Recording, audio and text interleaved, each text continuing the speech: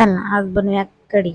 त्यासाठी मी आणलं होतं दही आणि 20 रुपयाचं दही घेऊन येईल ती घेताना मार्केटमधून. आणि आपली कढई ठेवली तापायला. पहिलं आपण आता तेल घालून घेऊ याच्यामध्ये.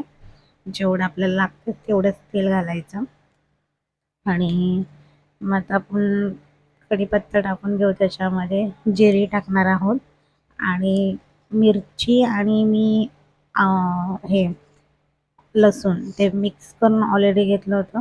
आणि हे मशीन मी तसं सांगितलं, मी लोकल मार्केटमधनं घेऊन आली होती मशीन.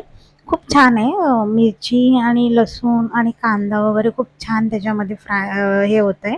एकदम आपल्याला जसं पाहिजे तसं आपण त्याच्यात बारीक करू शकतो. आणि मग हे बघा, मी मगाशी व्हिडिओ टाकला होता त्या मशिनीचा पण.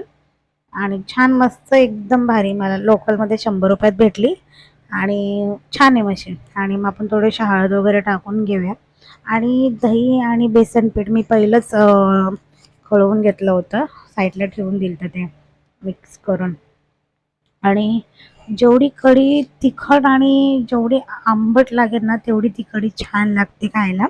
आणि मला दुसरं पण कढी, आमच्या घरात फक्त कढी नाही चालणार, त्याच्यामुळे थोडंफार आम्हाला दुसरं पण भाजी बनवायची होती मला.